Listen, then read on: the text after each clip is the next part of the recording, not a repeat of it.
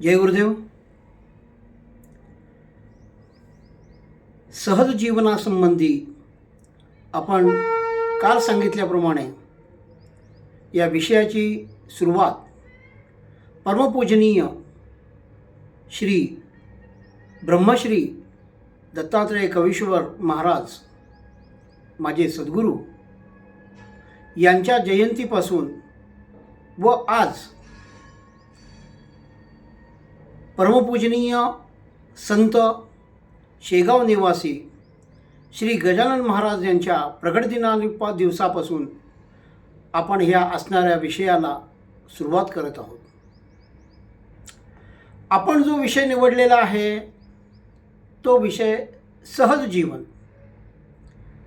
काल या विषयाच्या अनुषंगाने आपण काही उहापोह या ठिकाणी केलेला आहे. आता आपण विषयाला सुरुवात करत आहोत.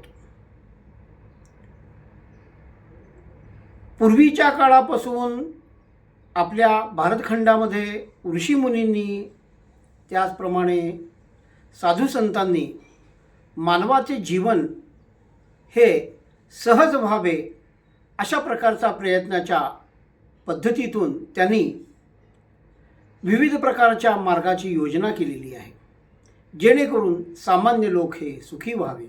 हा एक त्यांचा विचार होता आणि त्याप्रमाणे आजही काही लोक प्रयत्न करत आहेत आणि त्या मार्गामध्ये काही लोक अग्रेसर होत आहेत आणि त्यांना जीवन म्हणजे काय आहे समजलं आहे, किंवा अन्य बहुतेक लोकांना नाही समजलं अशी ही परिस्थिती आहे.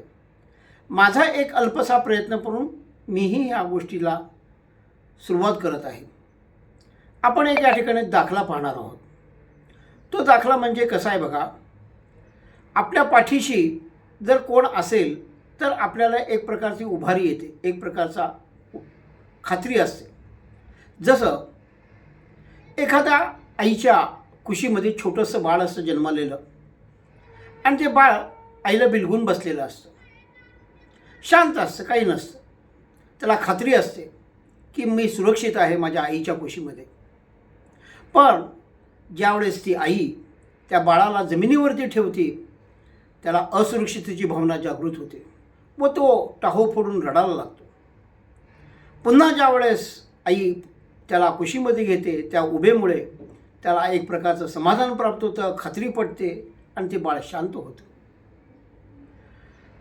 तद्वत काही प्रकार आपण परमात्म्यापासून बाजूला झालेला असल्यामुळे आपण स्वतःला असुरक्षित समजतो आहोत. आपल्या मूळ स्वरूपाला आपण न जाणल्यामुळे आपण सुखदुःखाला सामोरे जात आहोत. आपलं स्वरूप माहीत नाही आहे, त्याच्यामुळे हे सगळ्या गोष्टीची सुरुवात होत असते. या ठिकाणी एक दुसरा छोटासा दाखला आपण पाहणार आहोत. तो दाखला म्हणजे असा.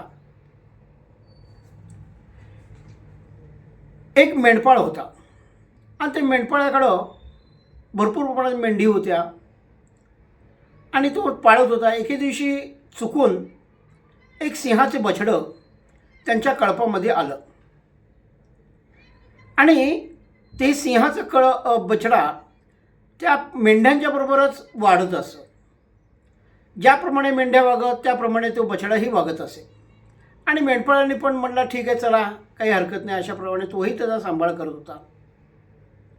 एके दिवशी ही सगळी मेंढपाळी आणि मेंढी हे जंगलामध्ये गेलेली आहेत आणि त्या ठिकाणी एक सिंह पाहतोय.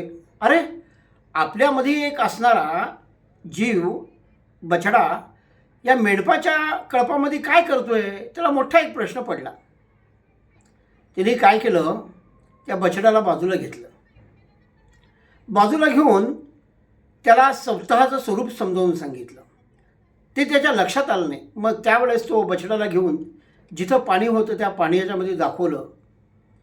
ते स्वरूप बघून आणि त्या वाघाचं सिंहाचं स्वरूप बघून त्या बछड्याच्या स्वरूप लक्षात आलं की मीही सिंह आहे, मी बछडा नाही आहे. या प्रकारचं ज्ञान त्या सिंहाने त्या बछड्याला दिलं. त्याच प्रकारे आपल्या जीवनामध्ये आपल्याला दिशा दाखवणारा आणि मार्गाला लावणारा, सन्मार्गाला लावणारा, आपल्या स्वरूपाची काळजी करून देणारा असा सद्गुरूंची आवश्यकता ही आपल्या जीवनामध्ये नितांत असते. सद्गुरूंची आवश्यकता पूर्ण केल्यामुळे आपण आपल्या मूळ स्वरूपाला आपण जाणायला लागतो आणि आपलं जीवन हे सहज साध्य व्हायला लागतं. श्रीमद भागवतामध्ये महात्म्यामध्ये पहिला एक श्लोक आलेला आहे. सच्चिदानंद रूपाय विश्वोत्पत्त्यादि हेतवे तापत्रय विनाशाय श्रीकृष्णाय वयं नमः. भगवान श्रीकृष्ण हे सदैव आत्मस्थितीमध्ये असायचे, आनंदी असायचे.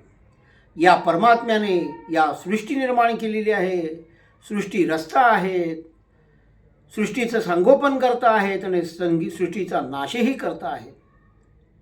अशा या असणाऱ्या परमपिता परमात्म्याला आपण जर अनन्य भावाने शरण गेलो तर आपल्याला असणारे जे 3 प्रकारचे ताप आहेत, आधी भौतिक, अधिदैविक आणि आध्यात्मिक, या 3 प्रकारच्या तापातून आपली मुक्तता झाल्याशिवाय राहत नाही आणि आपण त्या स्वरूपाला प्राप्त होऊ शकतो.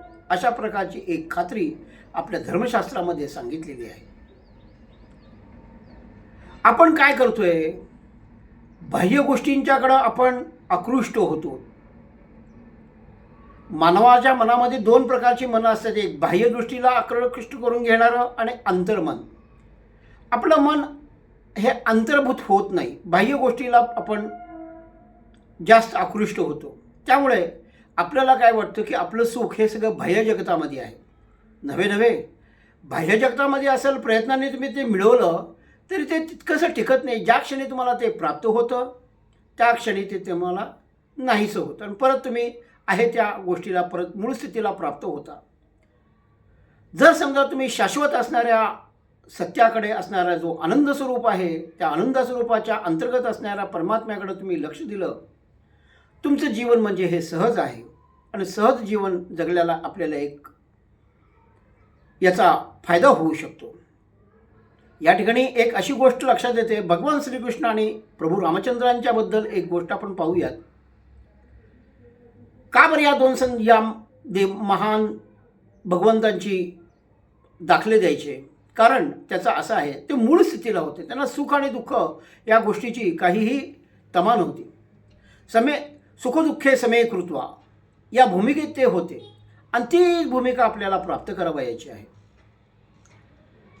ज्यावेळेस भगवान श्रीकृष्ण 16 सहस्र नारायणांच्या मध्ये ज्या पद्धतीने वागत खेळत आणि त्यांच्याशी गप्पा टप्पा मारत, त्यावेळेस त्यांचं अंतर्ज्ञान असणारं हे जे ज्ञान जे होतं, ती त्यांची जी स्थिती आनंदीमयी होती, ती स्थिती ही ज्यावेळेस द्वारका समुद्रामध्ये बुडायला लागलेली आहे आणि ते पाहूनसुद्धा त्यांच्या अंतःकरणात कोणत्याही प्रकारचा क्लेश निर्माण झालेला नाही आहे.